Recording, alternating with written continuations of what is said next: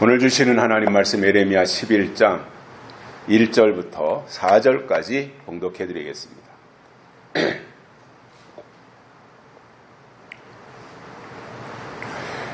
여호와께로부터 예레미야에게 임한 말씀이라 가라사대 너희는 이 언약의 말을 듣고 유다인과 예루살렘 거민에게 고하라.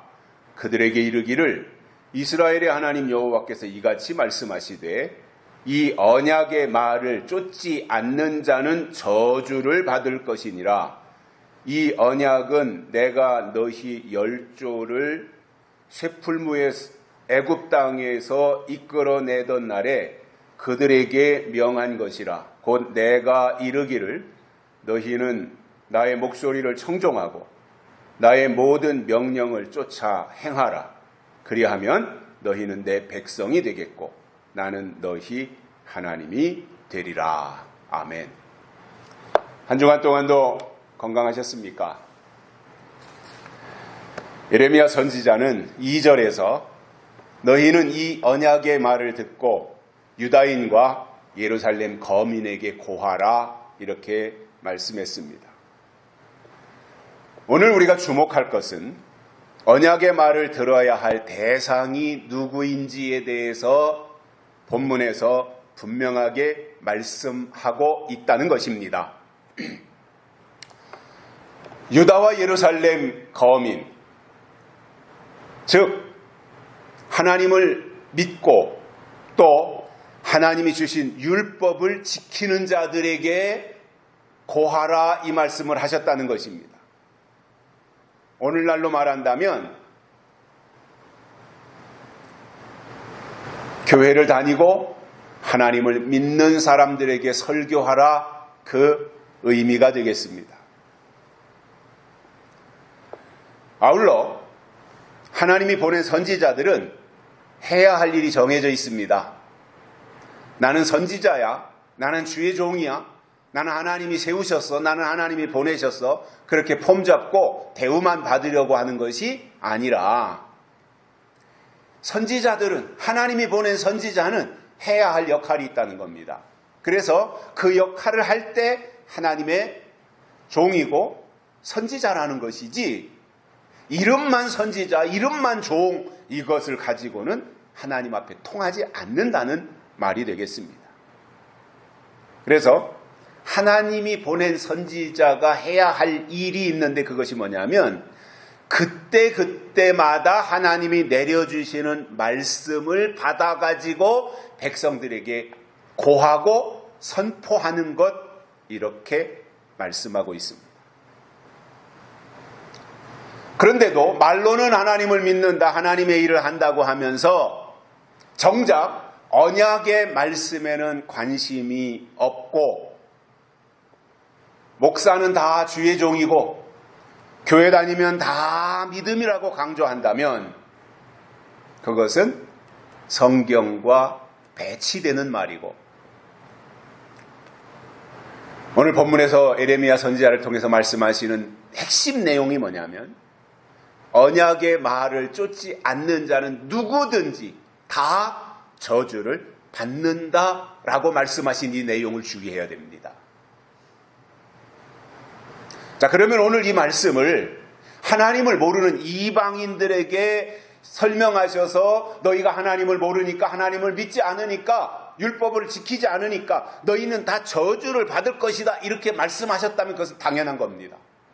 왜냐하면 이방인들에게 하셨다면 이방인들은 하나님을 모르는 사람들이니까. 그런데 그것이 아니라 오늘 말씀 속에 분명히 유다인과 예루살렘 거민이 언약의 말씀을 받지 않으면 저주를 받을 것이라고 직접 예레미야를 통해서 말씀하신 것입니다. 요즘 표현으로 바꾼다면 교회를 다니지 않았기 때문에 저주를 받는다는 것이 아니라 열심히 교회를 다녔고 열심히 주일도 지켰고 열심히 헌금 생활도 했고 그리고 열심히 자기에게 직분에 맞게 주어진 이 일에 충성도 했지만 그러나 거기에 머무르면 안 된다는 거예요.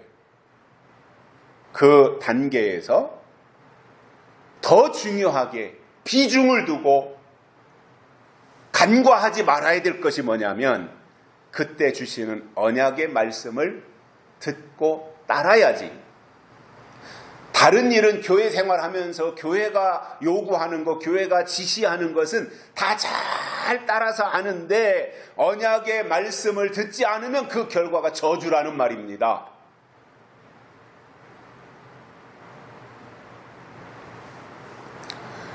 성경은 언약 사상입니다. 즉 약속이 중요하다고 강조하는 것이 성경입니다. 그래서 우리가 신앙생활하는 데 있어서 빨리 영적으로 성장해야 되는 이유가 뭐냐면 어린아이는 약속에 관심이 없어요. 그러나 성장하면 약속을 중요하게 생각하고 약속에다가 비중을 둡니다. 하나님은 약속의 하나님입니다. 언약의 하나님입니다. 구약에서 중요하게 생각했던 것이 성전이고 성전이 성전될 수 있는 성전의 성립 요건이 뭡니까? 성전 안에 하나님의 언약궤가 있을 때 성전이었습니다. 그만큼 하나님과 이스라엘의 관계, 하나님과 우리와의 관계에서 가장 중요하게 비중을 둬야 될 부분이 있다면 언약, 즉 약속이라는 말입니다.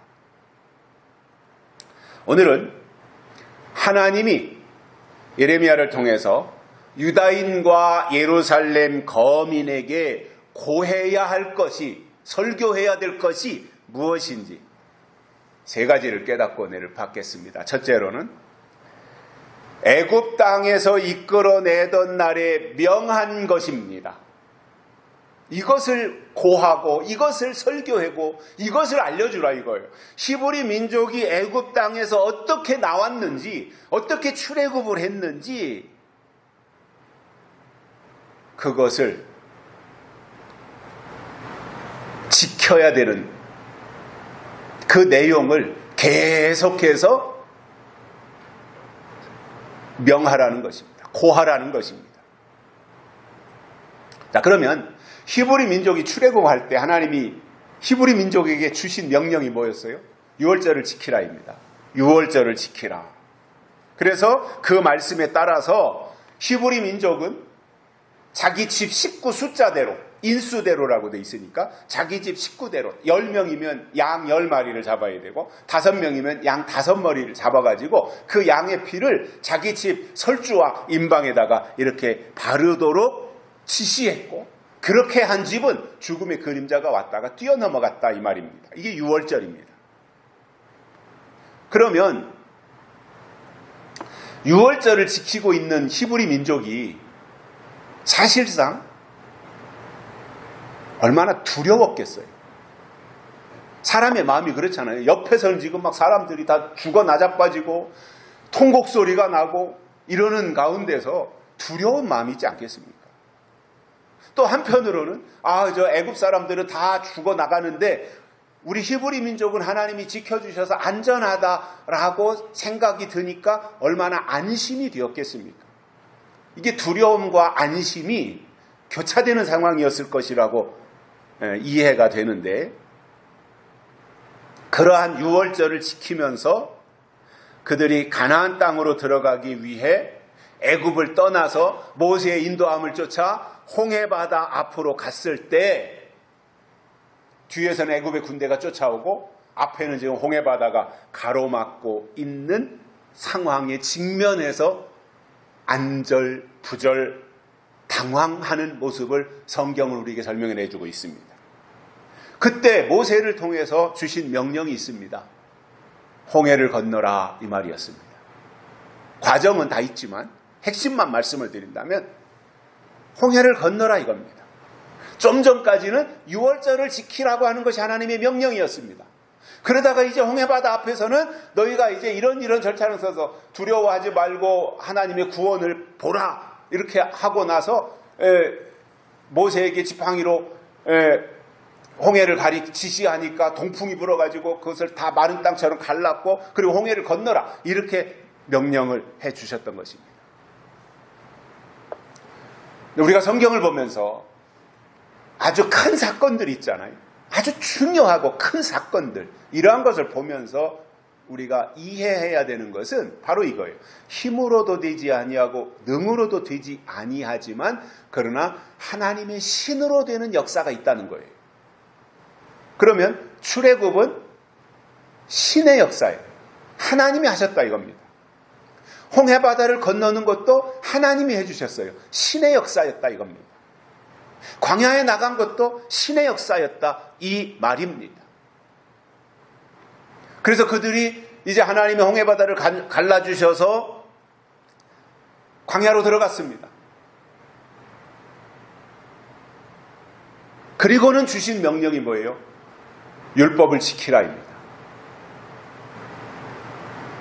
그래서 우리가 왜 제가 이 서두에서 이런 설명을 드리느냐 하면은 하나님의 명령이라고 하는 것은 한 가지를 주셔서 그 한 가지가 영원히 그 자리에 고정되어 있는 것이 아니라 유월절에서 홍해로, 홍해에서 율법으로 이렇게 짧은 기간 안에서도 빠르게 진행이 된 것처럼 오늘 이 시대를 살고 있는 우리들에게도 중요한 것이 뭐냐면 지금 우리에게 주신 명령을 지키는 것이 하나님의 명령이다 그 말입니다. 과거에 주신 명령, 아니 홍해바다를 건넜으면 홍해바다를 건넌 사람이 아이고 하나님은 홍해를 건너라고 그랬으니까 우리 홍해 건너야 돼.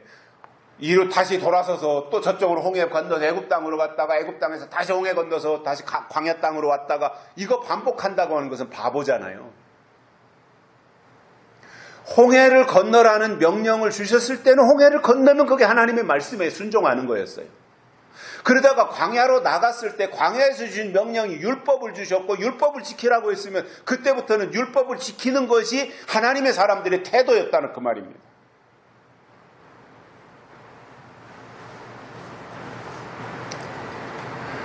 그런데 히브리 민족을 보면 430년 만에 애굽에서 탈출해가지고 그리고 광야에 나왔으면 하나님이 그때마다 주시는 명령을 듣고 기억해야 되는데 당시 히브리 민족들을 보면 좀 힘들고 불편하니까 불평하고 원망했던 것으로 성경은 설명해주고 있습니다. 순간적으로 불평할 수 있습니다. 힘들고 어려우니까 순간적으로 원망할 수 있습니다. 사람이니까 그럴 수 있습니다. 그런데 계속해서 반복해서 지속적으로 불평과 원망밖에는 할 줄 모른다면 그는 하나님의 사람이 아닌 겁니다. 정말로 하나님이 애굽에서 구출해 내셨다면 하나님이 알아서 다 하실 것이고 하나님이 알아서 하시는 그때그때 상황에 맞게 하나님의 인도하심에 감사하면 되는데 놀랍게도 한 번도 감사하지 않았고 감사할 줄도 몰랐던 것이 히브리 민족이었습니다. 왜 그렇습니까? 수준이 낮은 어린 아이였기 때문에 감사한 마음이 우러나지도 않고 감사할 줄도 몰랐던 거예요. 우리 주변에서도 또 각 가정들, 주변 친척들 상황에서도 보면 이제 아이들이 있잖아요. 쬐깐한 아이들이 한 4살, 5살 먹은 아이들이 있으니까 뭐 조카가 됐든 뭐 자식이 됐든 손자, 손녀가 됐든 예쁘니까 예뻐해주고 사랑스러우니까 또 이렇게 쓰다듬어주고 그리고 좋은 것 있으면 또 사주기도 하고 그러는데 그것을 받은 아이는 감사하지 않습니다.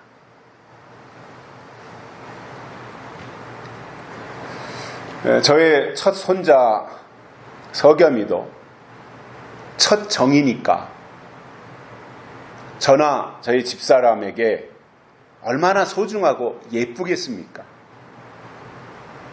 그러니까 만나기 전에 기대가 되고 그러다가 이제 만나면 뭔가 장난감도 사주고 싶고 퍼즐 맞추는 것도 사주고 싶고 그리고 또 그 아이가 잘 성장하고 건강하게 자라나도록 뭐 운동기구라든가 자전거라든가 이런 것도 사주고 하는데, 그것을 받은 서겸이는 감사할 줄 몰라요. 오히려 서겸이 엄마나 아빠가 할머니 할아버지에게 고맙습니다, 감사합니다 이렇게 하지, 5살 먹은 서겸이는 감사하다는 말을 스스로 자발적으로 우러나서 하지 않아요. 엄마 아빠가 할머니 감사합니다 말해 그러면 그때 이렇게 허리 굽히면서 이렇게 신용을 내는 것이지, 우러나와서 감사할 줄은 모르더라는 거예요. 저희 아들들이 5살쯤 됐을 때 제가 수원에서 살았는데, 어느 날 아버지 어머니가 수원에 오신다고 연락이 왔습니다. 그때만 해도 바나나라고 하는 과일이 꽤나 비쌀 때입니다. 그런데 어머니 아버지가 오실 때는 손자들이 좋아하니까 이제 그 바나나를 사가지고 오시는데, 그날도 오신다고 하는 전화를 아침에 받고, 제가 큰아들 신영이에게 아마 5살 됐을 거로 기억을 하는데 얘기를 했습니다. 신영아, 오늘 할머니 오신대. 그러니까 와 좋다고 막 신나가지고 그러더라고요. 그래서 제가 물어봤습니다. 신영아, 할머니가 좋아? 바나나가 좋아? 그랬더니 바나나가 좋다는 거예요. 어린아이 수준을 알 수 있지 않습니까? 할머니가 좋다고 하면 할머니를 통해서 바나나는 얼마든지 나올 수 있는 거예요. 그 큰아들 신영이가 결혼을 해서 지금 죽전이라고 하는 곳에 살고 있는데, 아들네 집 근처에는 그 집 가까이에 그 탄천이라고 하는 제법 큰 하천이 있습니다. 그것이 이제 그쪽 죽전 쪽으로 해서 분당으로 해서 한강으로 흘러가는 그 지류가 되는데,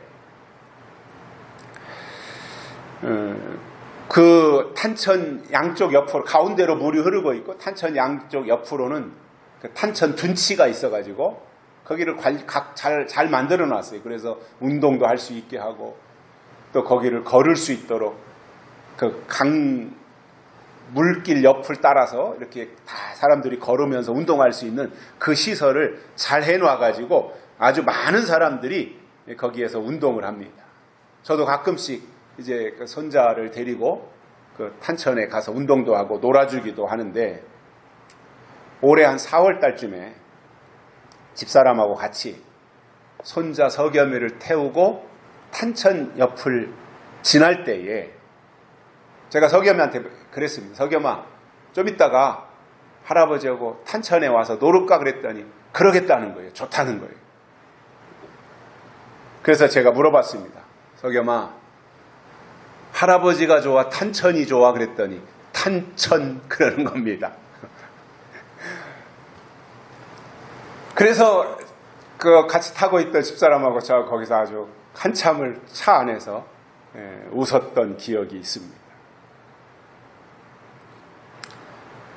제 아들 신영이가 할머니보다 바나나가 좋다고 하는 것이나, 손자 서겸이가 할아버지보다 탄천이 더 좋다고 하는 것이나 똑같은 상황이지 않습니까?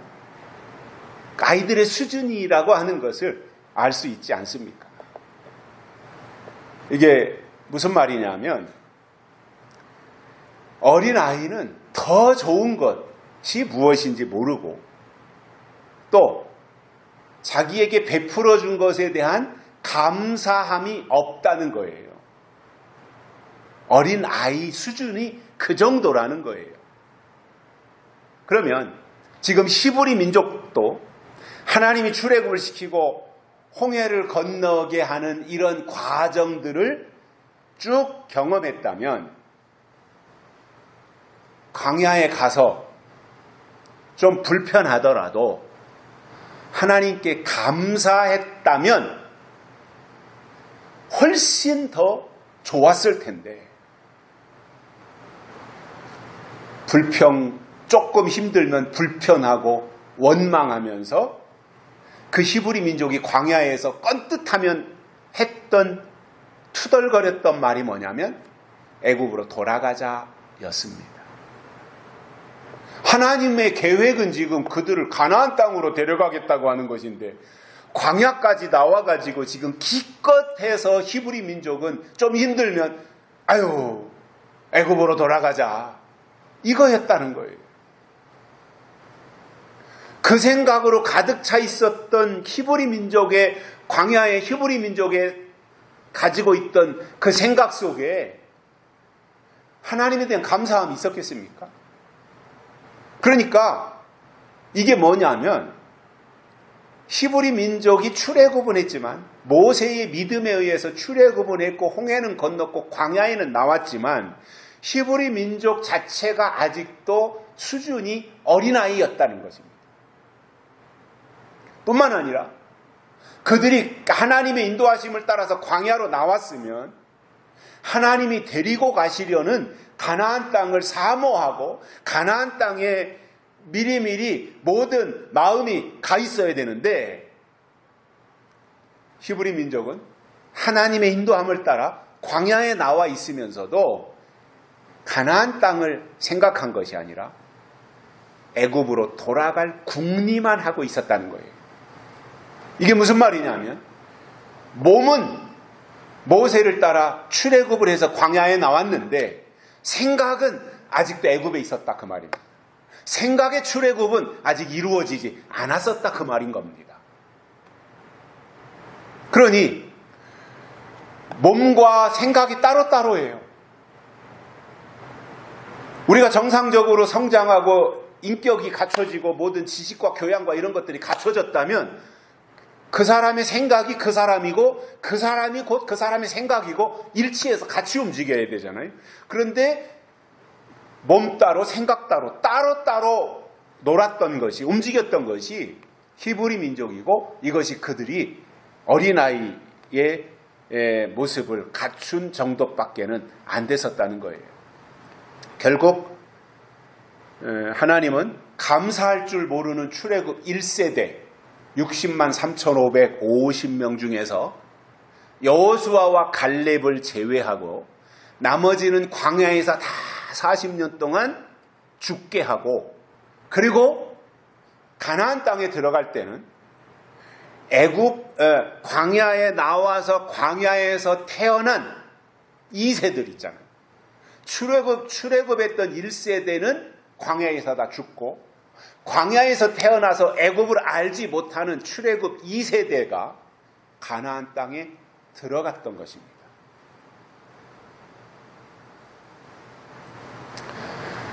그리고 그들에게 하나님이 주신 율법을 지키라고 요구하셨는데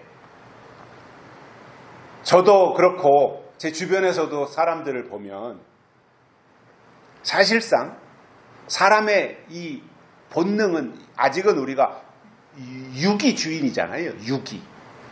육이 주인이다 보니 하나님의 법을 따르고 하나님의 법을 지키는 것보다는 자기 좋을 대로 하려는 경향이 훨씬 더 많습니다. 자기 성취, 자아 성취 이런 것들이 하나님의 뜻을 이루는 것보다 더 비중을 차지하고 있다는 거예요. 그런 백성들에게 선지자는 출애굽할 때 주신 하나님의 말씀을 먼저 듣고 그것에 대해서 알려주는 역할을 해야 된다 이렇게 설명을 해 주신 것입니다. 두 번째로는 하나님의 목소리를 청종해야 됩니다. 하나님의 말씀을 들어야 된다 그 말입니다. 그래서 하나님의 사람은 아무 말이나 돌아다니며 다 듣는 것이 아니라 하나님의 목소리를 청종하는 것이 하나님의 사람이고 하나님은 그들에게 하나님의 뜻과 계획을 알려주신다는 거예요. 저는 그 영적 호기심이 많은 사람들을 봤어요.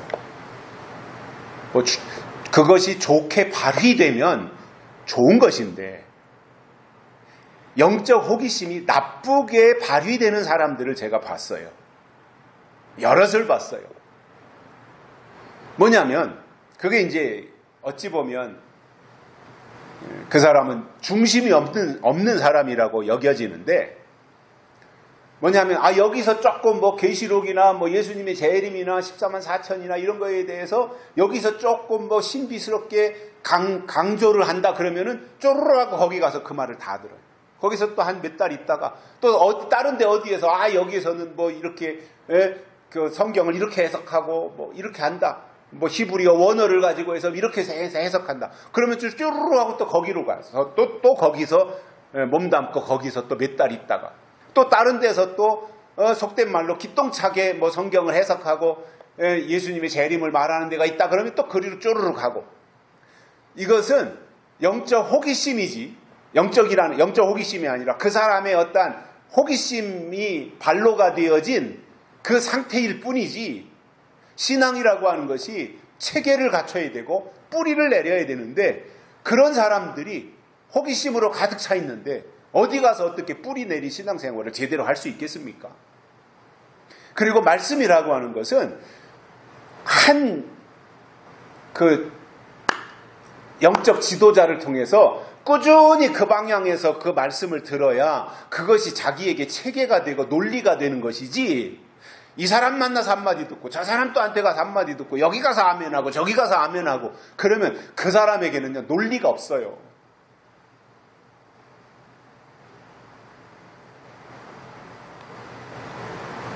그래서 우리가 하나님의 말씀을 청종하는 데 있어서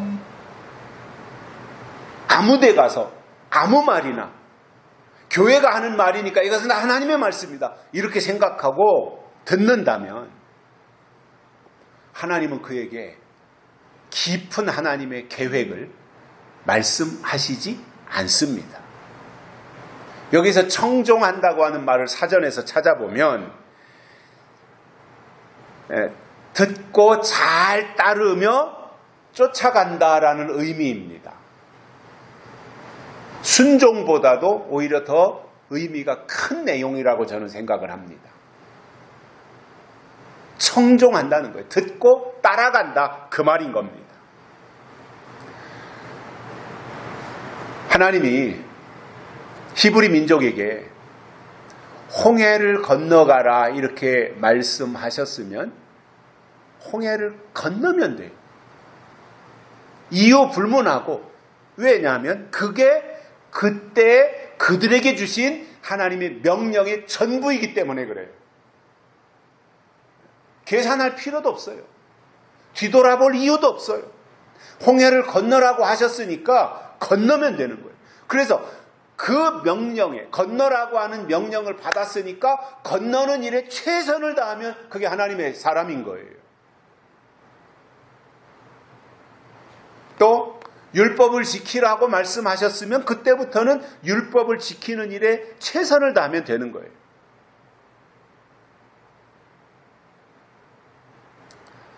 스가랴서 7장에 보면 하나님은 해야 할 일과 하지 말아야 할 일을 말씀하시고 나서 11절에서 내린 결론이 이렇게 설명하고 있습니다. 그들이 청종하기를 싫어하여 등으로 향하며 등짝으로 향하며 듣지 않으려고 귀를 막았다 이렇게 설명하고 있습니다. 스가랴 당시에 하나님을 믿는다고 하는 하나님의 백성이라고 하는 그들이 하나님 앞에 보인 태도가 그랬다는 거예요. 하나님의 말씀을 듣기를 청종하기를 싫어서 하나님을 향해서 등을 돌렸다 이겁니다. 등. 그리고 귀를 막아버렸다 이겁니다. 그 정도로 시대적 상황이 심각했다는 거예요.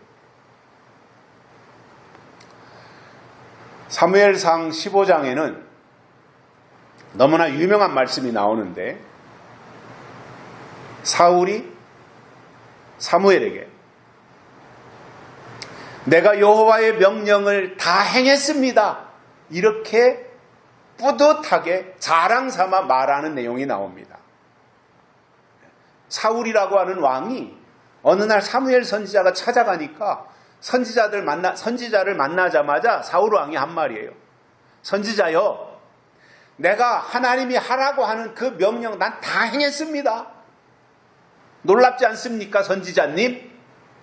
나 칭찬 좀 해줘요. 이런 뜻으로 말한 것으로 보여져요. 그때 그 말을 들은 사무엘 선지자가, 왕이시여, 하나님의 명령을 다 행했으면, 그 하나님의 명령은 뭐였냐면 아말렉이나 아각 왕을 가서 다 진멸하라는 것이 하나님의 명령이었어요.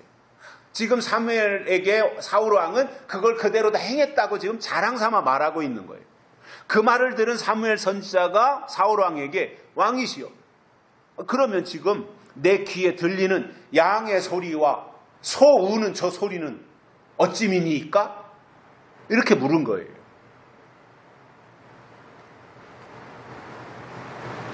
그랬더니 사울 왕이 하는 말이, 그것은 무리가 아말렉 사람들로부터 끌고 온 것인데 우리 백성이 당신의 하나님 여호와께 제사하려 하여 양과 소의 가장 좋은 것은 죽이지 않고 남김이고 그 이외의 것은 우리가 다 진멸했습니다. 이렇게 지금 사울 왕이 변명하는 겁니다.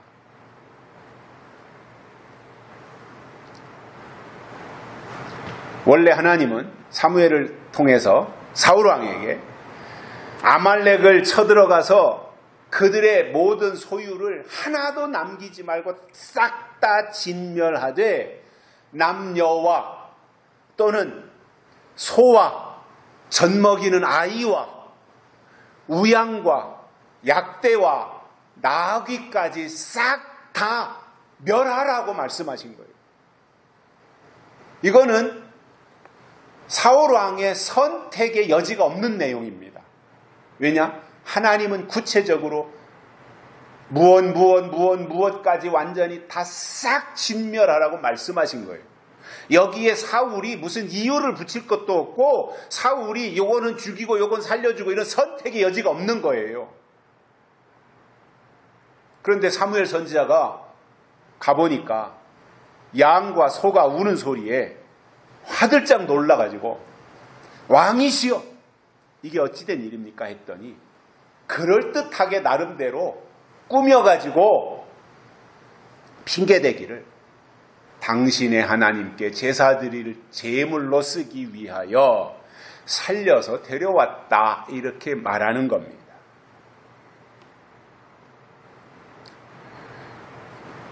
아마 그 장면을 보고 또 사울로부터 해명을 들은 사무엘의 마음이 아마도 아연실색했을 것이라고 여겨집니다. 이럴 수가, 뭐 이런 느낌이 들었겠죠. 그 상황에서 그 장면을 본 사무엘이 사울에게 한 말이, 어찌하여 왕이 여호와의 목소리를 청종치 아니하고 탈취하기만 급해서 여호와의 악하게 여기시는 것을 행하였나이까? 이렇게 지적합니다. 그 말에 사울이 다시 변명하기를, 선지자님, 나는 진짜로 여호와의 목소리를 청종해서 여호와의 보내신 길로 가가지고 아말렉 왕 아각을 생포해서 끌고 왔고 아말렉 사람을 진멸했으니 하나님이 하라는 건 나 다 했습니다. 뿐만 아니라 백성이 마땅히 멸할 것 중에서 다 멸했지만 그거 아까운 거 몇 개 남겨뒀는데 그것은 우리가 뭐 잡아서 뜯어먹으려고 남겨놓은 것이 아니라 당신의 하나님 여호와께 제사하려고 양 몇 마리, 소 몇 마리, 토실토실한 거 그거 죽이기 아까운 놈들 몇 마리 끌고 왔습니다. 이렇게 궁색한 변명을 늘어놨는데, 이건 지금 사울왕의 변명이 뭐예요? 무슨 내용이에요? 하나님의 명령에 온전히 100% 순종하지 않았다고 하는 것을 사울 왕이 입으로 시인한 겁니다. 선택적 순종입니다. 하나님은 싹 다 이렇게 하라 그랬는데 사울은 그렇게 하지 않았습니다.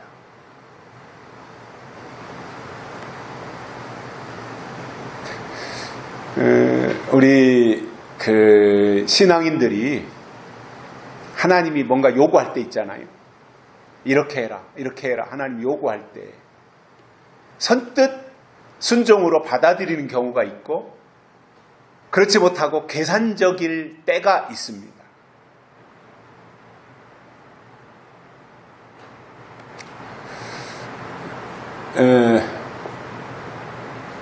저는 이렇게 생각을 하는데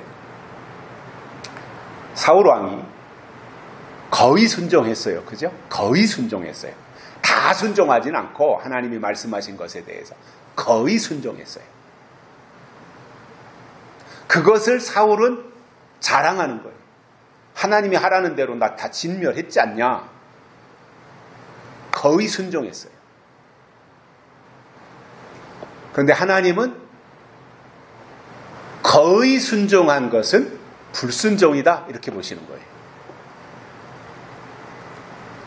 99%는 순종했고 1%는 내 맘대로 했다. 그것 불순종입니다. 하나님 앞에는 100% 순종이 순종으로 인정받는 것입니다.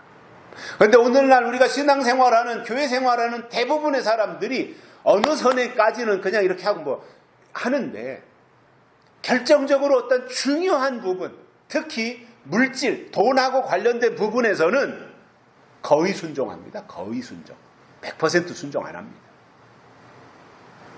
60% 하는 사람이 있고 70% 하는 사람이 있고 아나니아와 삽비아처럼 하는 사람도 있고 이렇게 이것이 사울의 모습이에요. 그 사울의 모습이 오늘 우리들의 모습일 수 있다는 거예요.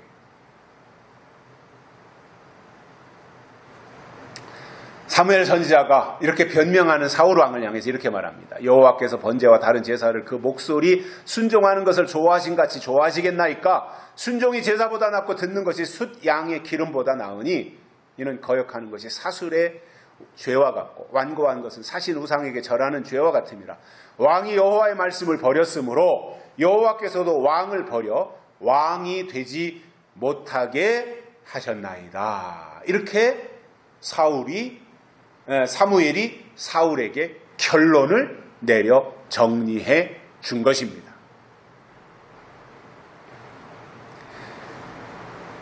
하나님의 말씀을 듣지 않는 이것이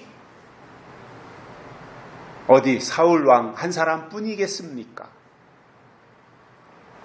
그때나 지금이나 대부분의 사람들은 하나님이 때를 따라 내려주시는 말씀을 반가워하지 않고 귀담아 듣지 않습니다. 생색은 냅니다. 신용은 합니다. 그러나 완벽하게 절대적으로 100%는 하지 않는다 그 말입니다.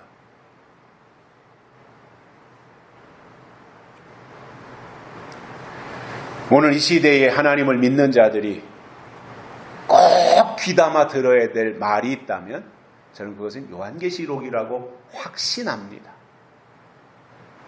그 이유는 요한계시록은 장차 될 일이고 반드시 속히 될 일이며 마땅히 될 일입니다. 될 일이다 그 말입니다.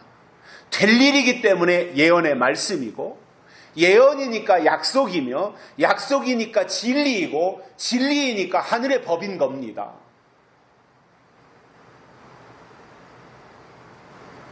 그렇다면 지금 이 시대를 살면서 하나님을 믿는다는 사람들은 당연히 하나님이 앞으로 하실 일, 마땅히 될 일을 기록한 요한계시록에 귀를 기울여서 하나님의 말씀을 청종해야 하나님의 사람인 것이지 계시록을 팽개치고 계시록을 외면하면 그에게는 믿음이 없고 믿음이 없으면 구원도 없는 겁니다. 여러분, 약속이 없는데 무슨 믿음이 있어요? 약속을 믿지 않는데 무슨 믿음이에요? 오늘 이 시대에 가장 중요한 것은 하나님이 요한계시록을 통해서 우리에게 내려주시는 약속의 말씀을 청종하는 것입니다. 세 번째로는 나의 모든 명령을 쫓아 행하라고 알려야 된다 그 말입니다. 하나님의 사람들에게 중요한 것은 하나님의 명령이고 그 명령이 주어져야 명령에 맞게 행동하거나 믿음 생활을 하는 것이지 명령도 없는데 무슨 믿음 생활을 해요? 명령도 없는데 무슨 행동을 해요? 군인은 명령에 죽고 명령에 산다 그럽니다. 군인에게 제일 중요한 것은 뭐 총도 잘 쏘고 뭐 이런 거 중요하지만 그것보다 더 우선시되는 게 뭐냐면 명령입니다. 그래서 군인이 되면 계획적으로, 표현이 좀 그렇지만 군대에 가서 군인이 되면 거기에 뭐 사회에서 뭐 서울대학교를 다니다 왔든 연세대 고려대학교를 다니다 왔든 무슨 박사과정을 하다 왔든 다 똑같은 위치에서 똑같이 옷 입고 똑같이 계급장 훈련병이나 아니면 2등병 짝대기 하나 달고 똑같이 시키는 것이 뭐냐면 단순화 작업이에요. 단순화 작업.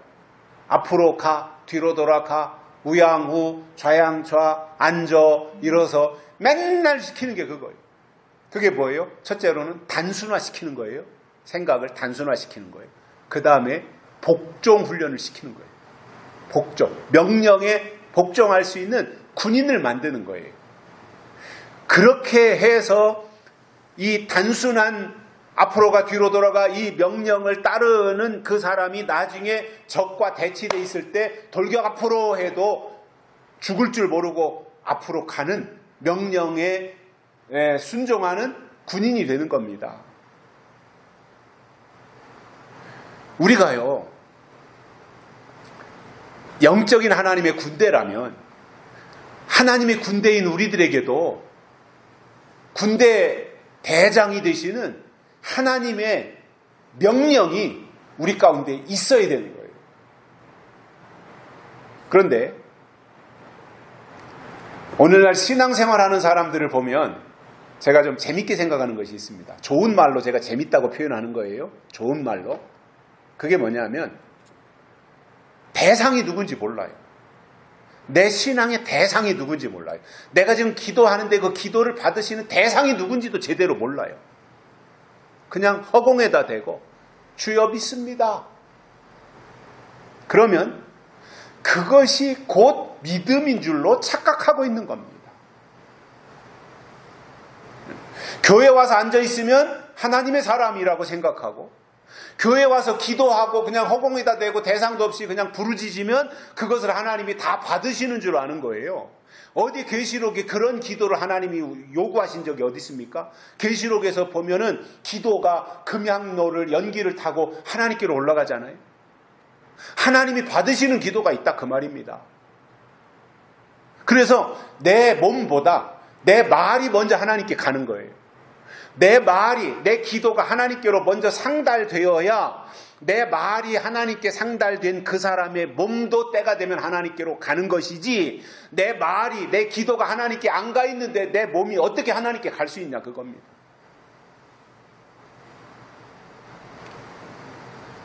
엄밀한 의미에서 성숙한 신앙이라고 하는 것은 하나님을 아는 지식이 있어야 됩니다. 하나님이 누구신지 구체적으로 아는 지식이 있어야 되고 또 이론을 갖추고 논리가 있어야 됩니다. 그래서 하나님이 누구신지 알고 또 그분이 주시는 명령을 받아서 간직하고 있어야 성숙한 사람이라고 말할 수 있는 겁니다. 그러므로 아무 말이나 교회에서 하는 말은 다 하나님의 말씀이라고 생각할 것이 아니라 하나님이 때를 따라 내려주시는 명령을 듣고 행하는 사람이 하나님의 사람인 것입니다. 그렇다면 신앙생활하는 입장에서 지금 이 시대에 이 시점에서 2023년도 8월 달을 살고 있는 이 시점에서 하나님이 우리에게 성경을 통해서 내려주시는 명령이 무엇이냐, 이거를 간파해야 되지 않겠습니까? 그냥 맨날 아브라함이 이렇게 했대, 아브라함이 독자 이삭을 하나님 앞에 바쳐고 아브라함이 그렇게 순종했더니 하나님이 믿음의 조상으로 삼으셨대, 우리도 순종해서 믿음의 조상이 되라, 이런 식으로 옛날 호랑이 담배 피던 시대에 그 옛날 얘기 방식으로 하는 것은 어린아이의 신앙 수준에서 벗어나지 못하고 있는 겁니다.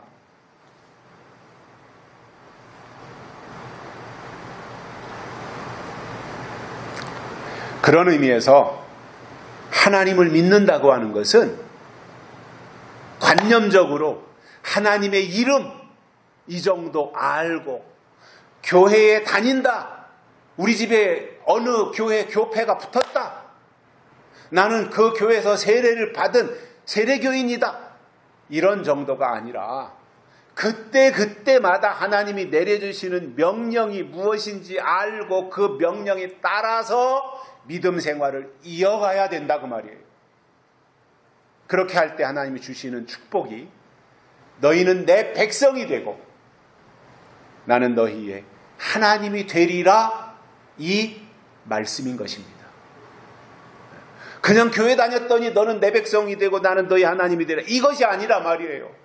말씀한 이 앞에서 설명한 이런 내용들, 출애굽할 때에 했던 그 말을 들어야 되고 말씀을 청종해야 되고, 그리고 모든 명령을 쫓아서 행하는 이러한 과정이 겸비되어질 때 드디어 너는 내 백성이 되고 나는 너희 하나님이 되리라, 이것이 이루어진다 그 말입니다. 제발 어린아이의 신앙에서 빨리 탈피해야 됩니다. 비위나 맞추고 그냥 복이나 받으려고 하고, 이 과거 옛날 그냥 기독교가 처음 들어왔던 초창기에 했던 그러한 식의 발상에서 빨리 벗어나야 됩니다.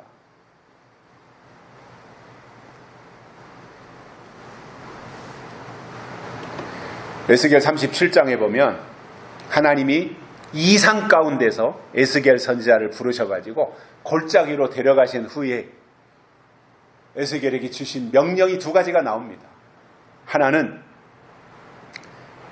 내 말을, 내가 전해주는 말을 들어라, 그리고 생기가 들어가리라, 이 말을 에스겔 선지자에게 에스겔 골짜기에서 하나님이 환상 가운데 나타나서 해주신 거예요. 그래서 에스겔이 그 하나님의 말씀 그대로 했더니 마른 뼈들이 살아나는 역사가 일어나는데, 말씀을 듣고 뼈들이 말이죠, 다 죽어서 썩어 문드러진 뼈다귀가 말씀을 듣고 생기를 받아서 살아나더라 이거예요. 이런 일이 세상에 어디 있겠습니까? 죽은 지 3일 만에, 나사로처럼 4일 만에 살아나는 것도 이게 불가사의한 일인데, 완전히 다 에스겔 골짜기에 시체가 버려져서 살갗이 다 썩어 문드러져 가지고 없어져 버리고, 뼈다귀들은 이제 다 뒤섞여서 뒤죽박죽이 되어 있는데, 에스겔을 통해서 여호와의 말씀을 듣고 생기가 들어가니까 살아난다고 하는 이것이 있을 수 있는 일이냐는 거예요.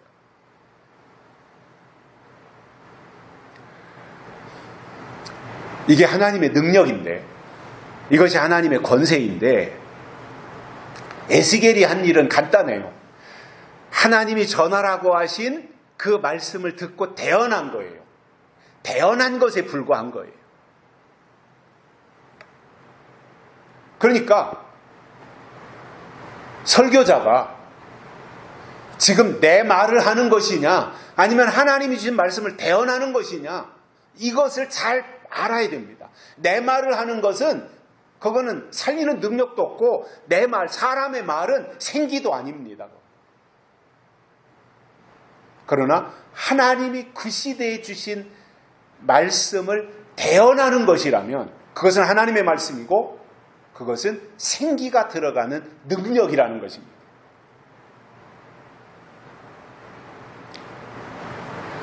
그래서 에스겔 선지자가 그 말씀을 전했더니 흩어져 있던 뼈와 뼈가 만나고, 그리고 여기저기 뒤엉켜 있던 그것이 다 제자리를 찾아서 머리가 있어야 될 자리에 머리, 척추가 있어야 될 자리에 척추, 갈비뼈가 있어야 될 때 갈비뼈, 이런 것들이 순서대로 다 맞춰지고, 그리고 거기에 힘줄이 생기고 살이 입혀지고 하나님의 군대가 되는 이 모습들을 우리에게 설명을 해 주신 것을 볼 수 있는데, 여러분, 때를 따라 하나님이 내려주시는 말씀을 거절하는 것이 문제이지, 하나님이 그때 주시는 말씀을 받으면 생기가 들어가고 살아난다고 하는 사실입니다. 요한계시록에 나오는 인치는 역사를 보면 마찬가지라고 저는 생각을 해요. 지금은, 또는 아직은 에스겔 골짜기에 흩어져 있는 마른 뼈다귀들처럼 아무런 희망도 없고 어떤 가능성도 없고 그러한 절망의 장소처럼 보이지만, 그러나 하나님의 때가 되어서 하나님의 말씀이 생기와 함께 임하면 그때 흩어진 뼈와 뼈가 만나서 결합되어지듯이 입맞은 성도들이 살아나고 결합되어지고 그들이 하나님의 군대가 되어서 하나님의 남은 일을 이루는 남은 자가 될 것이라고 하는 것을 저는 성경을 보면서 확신하고 있습니다. 결론으로, 신앙생활이라고 하는 것은 바리새인들처럼 옛것만 사수하는 것이 아니라 때를 따라 하나님이 주시는 명령을 지키는 것입니다. 그래서 지금 시점에서 교회가 해야 할 일은 언약의 말씀을 듣고 고하는 것이고 설교하는 것이고, 교회에 몸을 담고 있는 자들이라면 언약의 말씀을 들어야 됩니다.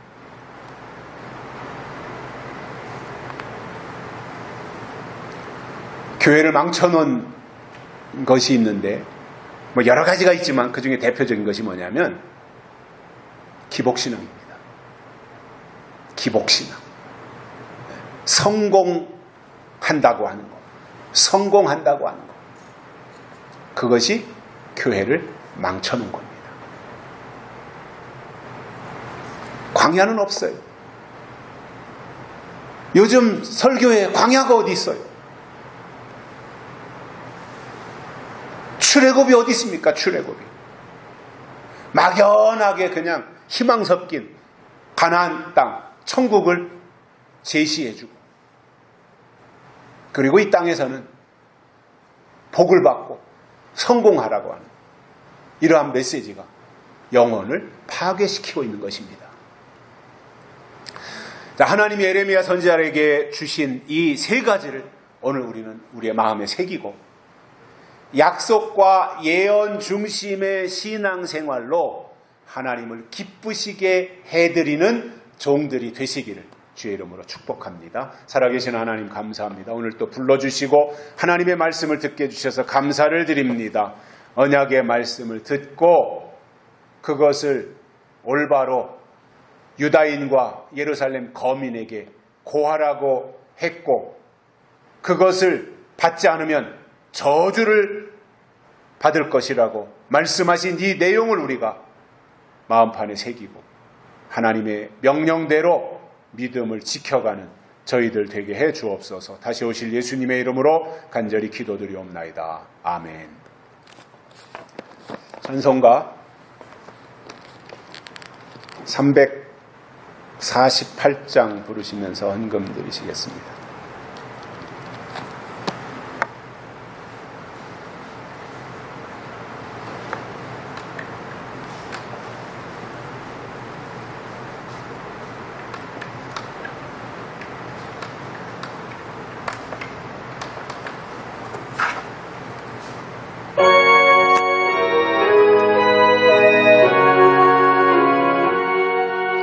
나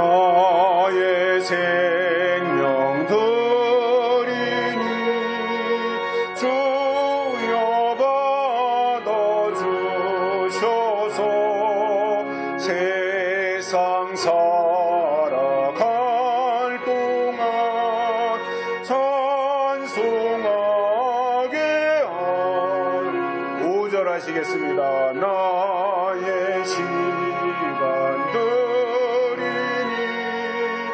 주여 받아주셔서